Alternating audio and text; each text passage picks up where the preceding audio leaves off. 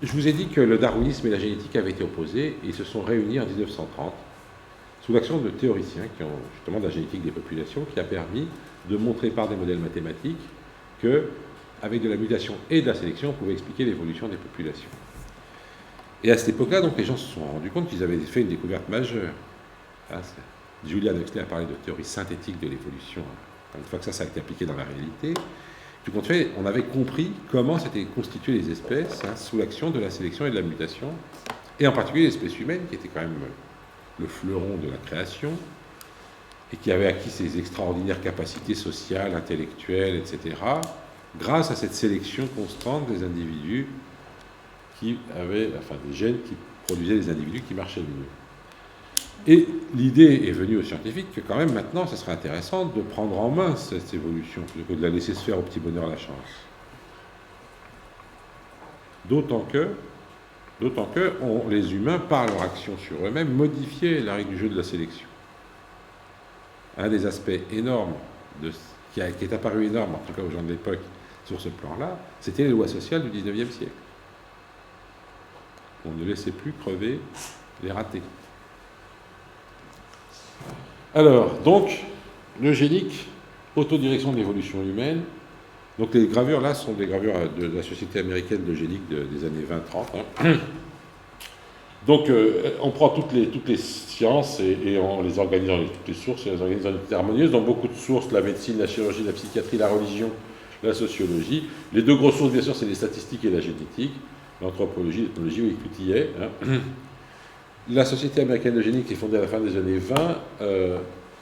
Le président est Thomas Morgan. Donc Morgan, on compte encore les distances sur les chromosomes, Morgan, et donc c'est le plus grand généticien de l'époque, celui qui découvre la théorie chromosomique de l'hérédité. Un membre important de la société, c'est Alexander Graham Bell, qui avait inventé le téléphone. Ce qui veut dire que les physiciens se sentaient impliqués aussi par les progrès de la biologie et pensaient que c'était important de soutenir l'application de ces progrès. Et puis au milieu, là, vous avez deux gens plus mineurs, Davenport et puis un des meilleurs, Irving Fisher, américains tous les deux. Il y a eu un grand généticien qui s'appelait Fisher en Angleterre, mais c'est pas lui. Et qu'est-ce qu'ils vont faire? Eh bien, ils vont se poser la question de savoir d'où viennent les tares dans la société américaine. La société américaine, qui est supposée être une société juste, égalitaire, comment ça se fait qu'il y ait des ratés? Et sûrement, ça vient de leur hérédité. Ça ne peut pas venir de leur environnement. Et donc, on va chercher les ratés. Alors, on va les prendre dans les asiles de fous, dans les prisons, dans la rue, les pauvres, etc. Et on va chercher dans les registres des églises leur ascendance. Et puis, quand on est remonté assez haut, on redescend pour voir ce que ça donne. Tous les descendants retrouvent des choses extraordinaires. Ils découvrent une dénommée Duke qui vivait en 1740. Ils ont retrouvé 92% de ses descendants. 64 sont des débiles mentaux. 174 des pervers sexuels. 196 des illégitimes, c'est-à-dire nés hors mariage. 142 des pauvres et 77 des criminels et meurtriers. Vous voyez qu'Adajuk n'a pas fait du bien à la société américaine. Ah, et alors, il y en a d'autres comme ça aujourd'hui. Est-ce qu'on va laisser les Adajuk d'aujourd'hui perpétuer cette multiplication de la misère, se demandent nos eugénistes? Parce que tout ça, c'est génétique. Là, vous avez 3 personnes avec un bébé dans les bras de la grand-mère, et la grand-mère c'est Maria, la mère c'est Ruth, la fille Léna qui a déjà un bébé qui a 2 semaines, et vous voyez que dans ce pédigré, on voit très bien, tout généticien reconnaît la disjonction d'un gène dominant. Mais le caractère déterminé par ce gène, c'est l'illégitimité, la naissance hors mariage. Et donc les eugénistes vont présenter ce genre de résultats, ça va commencer à faire du bruit dans la société américaine. La grande presse se saisit de la question. Le Sunday Oregonian, c'est aujourd'hui encore, je l'ai appris il n'y a pas longtemps, je faisais une conférence à des étudiants d'un peu partout, il y a un étudiant américain qui est venu me voir après en me disant qu'il était d'Oregon et que tous les dimanches il lisait le Sunday Oregonian et qu'il ne s'était jamais imaginé que son journal avait publié des choses pareilles. Donc dans les années 30, donc, alors, c'est la descendance de Karl et Anna. Alors en noir c'est les normaux, en rouge c'est les débiles mis à l'asile, en bleu c'est les débiles pas mis à l'asile. Bon, je suis resté voir la naissance. Alors, Karl et Anna étaient 2 débiles dans un asile. Ils ont eu 3 filles. Une fille normale, qui a eu un mari normal, et on ne sait rien malheureusement sur leurs 15 enfants. Une fille débile, Cathy, mais pas mise à l'asile, qui s'est mariée avec un débile, pas à l'asile non plus. Ils ont eu des descendants pas géniaux, mais en 2e génération, il n'y a que des débiles, en gros. Quant à celle-là, elle était débile à l'asile, elle a eu 2 maris débiles.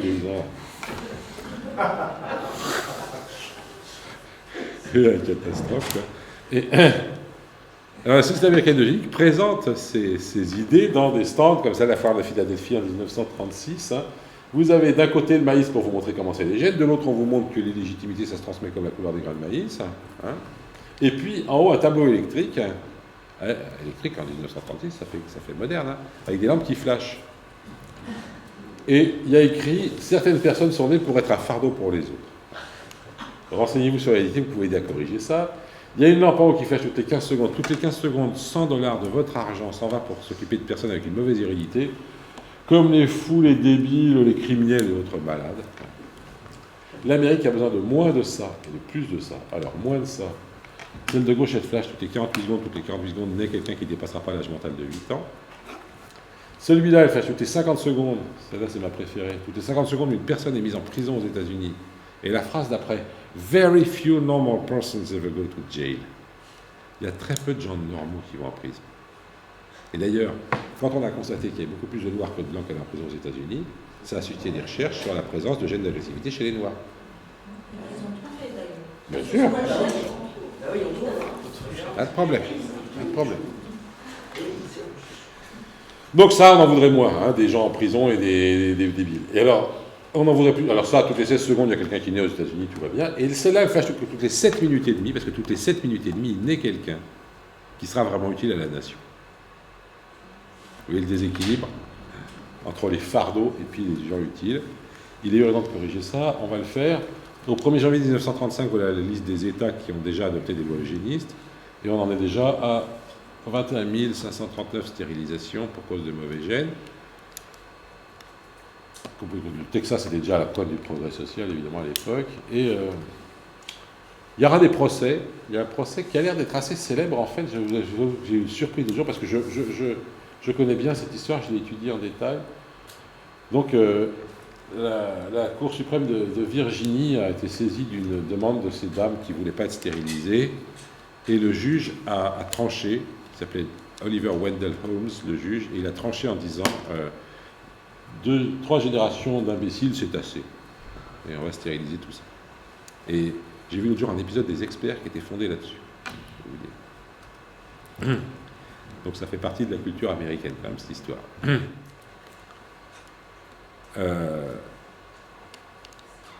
Le nombre de gens stérilisés a été proportionnellement encore plus grand dans les pays scandinaves. Le champion du monde, toute catégorie, a été l'Allemagne nazie, évidemment. 400 000 stérilisations. Sur les mêmes bases. N'oubliez pas que la génétique a fait partie des bases théoriques du nazisme. Pour moi, ça ne m'empêche pas d'être généticien, mais ça me fait relativiser la façon dont j'emploie la génétique dans la société, c'est tout. Alors, la France a été totalement protégée contre cette horreur par sa nullité totale en génétique. Comme on n'avait pas de généticien en France, que tout le monde était, je vous ai dit, jusqu'à 70, eh bien... On était tous lamarckiens en France. Et ça, c'est sympa, le lamarckisme, parce que pour améliorer l'hérédité, si vous êtes lamarckien, vous améliorez l'environnement. Et ça améliorera l'hérédité. Ouais, c'est les lois hygiénistes de Vichy, qui sont la version française, si vous voulez, de l'eugénisme, mais un eugénisme lamarckien. Il y a eu 2-3 gus en France qui avaient compris la génétique et qui, du coup, ont défendu l'eugénisme. Alors, ça leur coûte très cher aujourd'hui. Parce qu'on avait Alexis Carrel, qui était un prix Nobel de chimie, un type tout à fait remarquable, mais franchement à droite, et donc eugéniste totalement. Et donc aujourd'hui, il y a des gens qui passent leur vie à se battre pour que Alexis Carrel, une université Alexis Carrel. Je trouve ça un peu dérisoire. Hein. Moi, quand je regarde ce qu'a fait Saint-Louis au moment des croisades, je trouve qu'on pourrait aussi demander à ce qu'on débaptise cet hôpital, mais bon.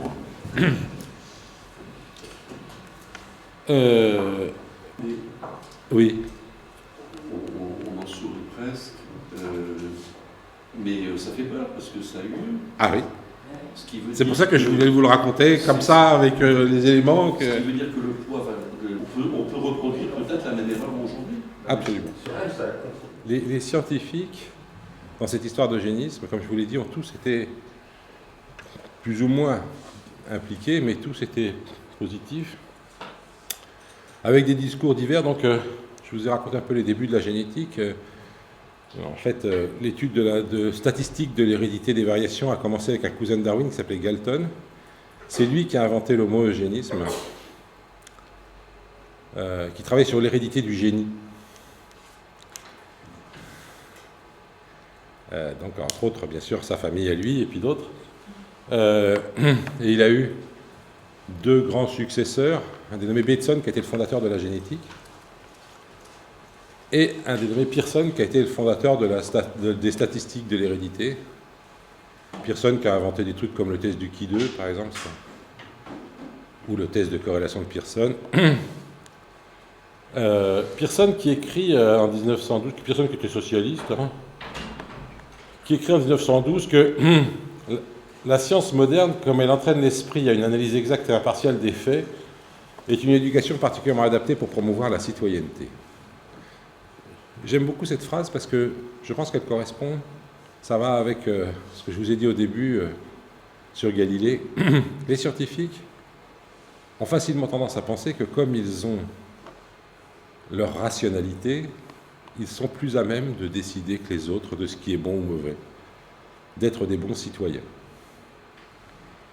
J'ai vu souvent dans les débats les scientifiques considérer que si on n'était pas d'accord avec eux, c'était parce qu'on était moins rationnel qu'eux. Et alors qu'est-ce que Pearson déduit de ça? Donc c'est en 1912. Hein, il déduit que le droit de vivre ne donne pas le droit pour chaque personne de reproduce his kind, hein, de se reproduire. Comme nous avons diminué la force de la sélection naturelle et que de plus en plus de faibles et d'inadaptés survivent, nous devons augmenter les standards mentaux et physiques pour être parents. L'eugénisme, comprenez-le bien, était une utopie. Aujourd'hui, on a du mal à comprendre ça, mais il faut bien se remettre dans l'état d'esprit de l'époque. Hein.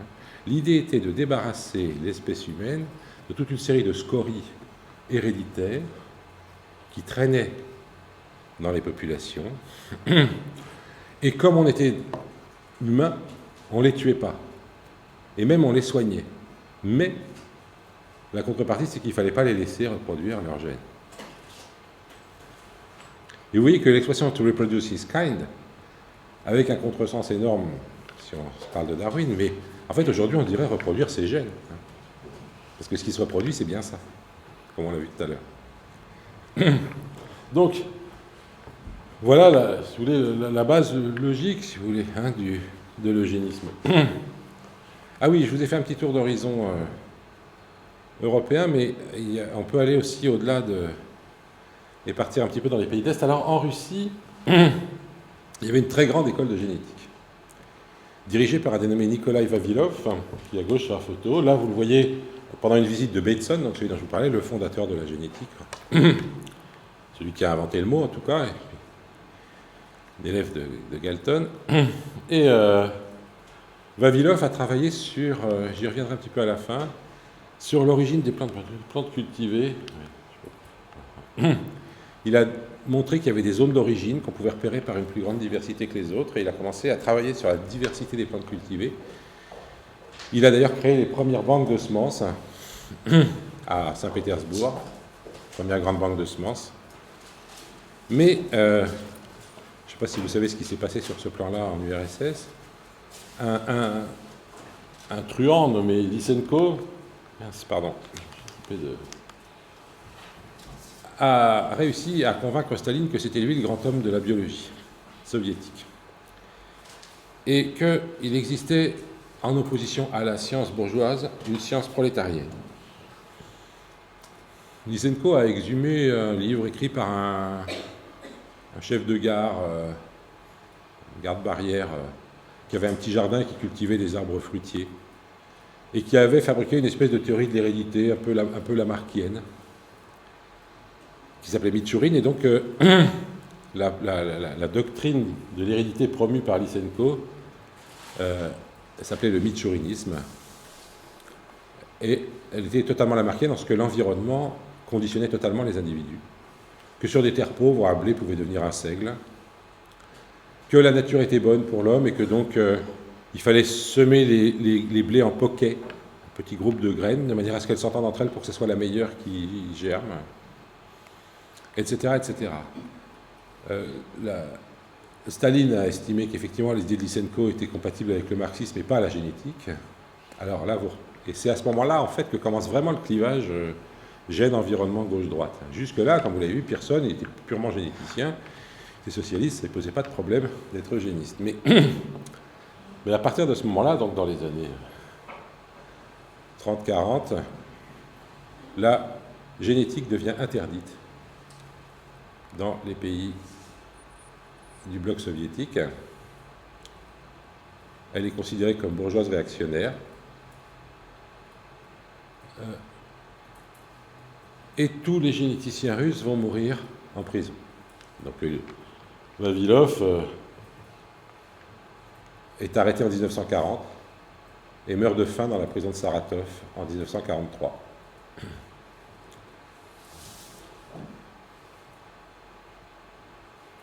Alors, évidemment, c'est intéressant parce qu'il y a un aspect philosophique. Vous voyez, il faut bien comprendre que dès le début du XXe siècle, tous les mouvements ouvriers avaient pris le parti de penser que l'homme était entièrement constitué par la société.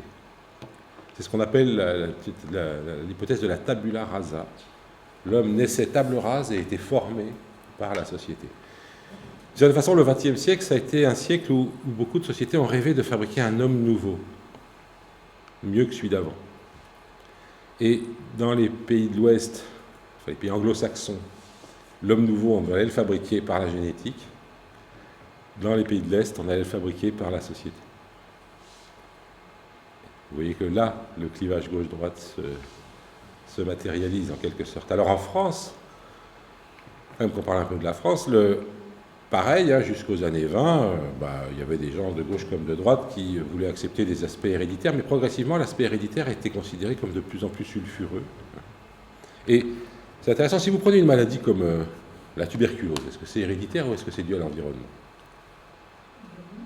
Voilà, alors en France, on va vous répondre sans hésiter, c'est dû à l'environnement. Parce que, paf, voilà, on se pose la question, on découvre le bacille de Koch, Pasteur, donc c'est l'environnement. Mais est-ce que vous croyez qu'exposé au même bacille de Koch, tous les gens vont réagir de la même façon? Bien sûr que non. Hein. Toute maladie est le résultat d'une interaction entre le génotype et l'environnement, encore une fois. Mais en France, on a tendance à privilégier l'environnement dans ce genre de questions, alors qu'en fait, quasiment tout est interaction à quelques détails près. À quelques maladies génétiques dures près ou à des... Donc voilà. Alors le Parti communiste français, évidemment, s'aligne sur Moscou.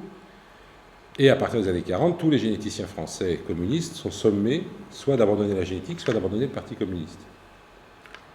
Alors il y a un grand biologiste français qui s'appelait Prenant qui a décidé d'abandonner la génétique, qui a abjuré donc publiquement devant le comité central la génétique, et qui est mort quelques mois plus tard.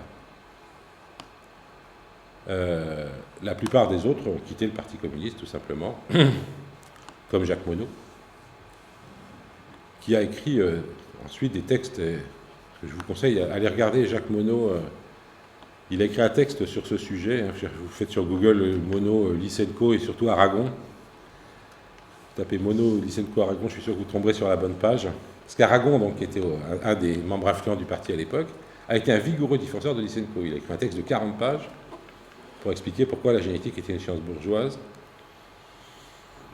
et pourquoi le camarade Lysenko avait raison. Et il disait que Lysenko, c'était le refus de l'inéluctable.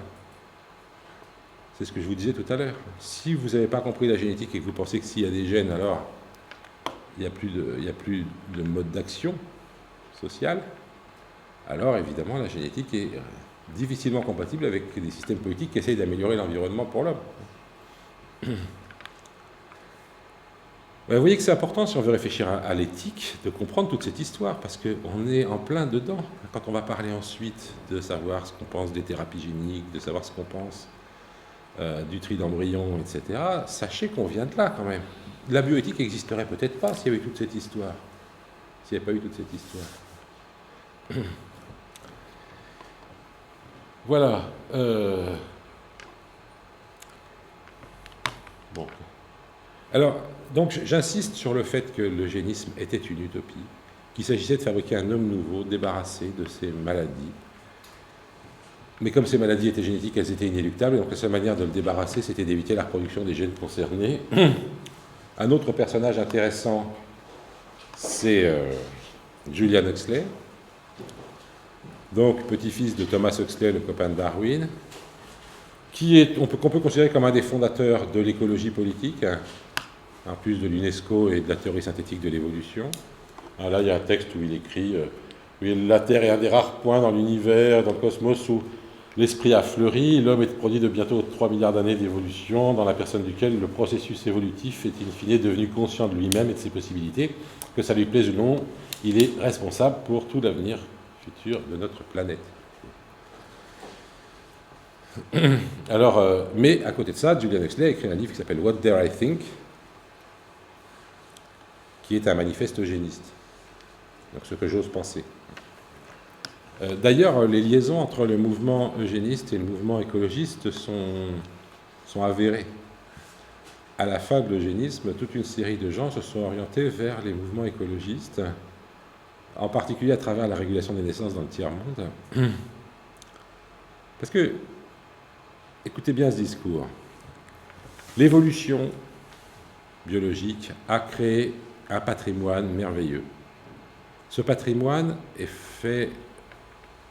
existe et les humains peuvent agir dessus. Et pour le moment, les humains agissent mal dessus. Ils le détériorent. Il est donc urgent de sauver ce patrimoine, de remettre en route ce qu'il faut pour que ce patrimoine se maintienne bien. Et tant pis si ça fait un peu mal, c'est tout l'avenir de l'humanité qui en dépend. Tout ce que je viens de vous dire, avec ce que je viens de vous dire, vous ne pouvez pas savoir si je suis en train de vous faire un discours écolo ou un discours eugéniste. Alors, ne vous méprenez pas, je pense que les mouvements écologistes sont dans le vrai et qu'il y a un vrai problème avec les patrimoines naturels de l'humanité et qu'il faut absolument prendre des décisions, etc., etc. Mais je voudrais que vous mesuriez à quel point ce discours peut être séduisant pour des scientifiques. Nous avons compris, nous scientifiques, que ce patrimoine existait, qu'il était en danger, qu'il fallait agir pour le maintenir. Et donc nous sommes les garants de l'avenir de notre espèce.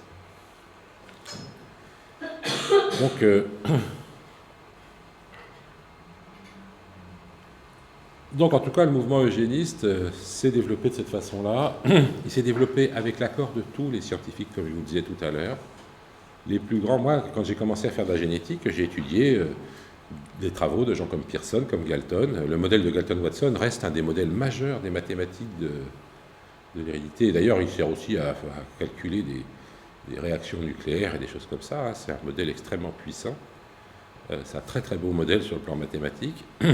Et le jour où j'ai découvert, en faisant de l'histoire des sciences, que tous ces gens-là avaient fait ça, j'étais stupéfait. Parce que c'était, d'une certaine façon, mes idoles scientifiques. Et je me suis rendu compte d'une chose, c'est que si j'avais vécu dans les années 40, j'aurais été eugéniste. Il n'y a pas de doute. La seule, et je ne pense pas que je sois plus malin qu'eux, la seule supériorité que j'ai sur eux, c'est que je sais qu'ils ont fait une erreur. Mais tout compte fait, ce n'est pas facile de voir où est l'erreur. Et à mon avis, l'erreur, elle est dans un truc qui tient à l'ensemble du développement du 19e et du 20e siècle. On va voir comment le 21e se situe par rapport à ça. C'est d'imaginer que le progrès, il n'y a qu'une seule manière, d'ailleurs, qu'un seul chemin vers le progrès. Et que ce chemin, c'est celui qu'on prend. Et qu'il ne faut pas arrêter le progrès. On n'arrête pas le progrès. J'ai entendu dire ça. Et qu'il ne faut jamais le freiner. On va y revenir. Alors, il y avait quelques critiques de cette biologisation de la société. Aldous Huxley, mais là, la citation n'est pas à sa place. Aldous Huxley, donc le frère de Julian, l'autre petit-fils de... Il y a un troisième grand Huxley qui était un cousin de ceux-là, un autre petit-fils de Thomas qui a eu un prix Nobel pour des histoires de biologie cellulaire, je ne sais plus quoi. Aldous Huxley, dans Le meilleur des mondes, donc ça c'est l'autre livre que je vous conseille, critique la biologisation forte de la société, mais n'était pas opposé à l'eugénisme avant Nuremberg.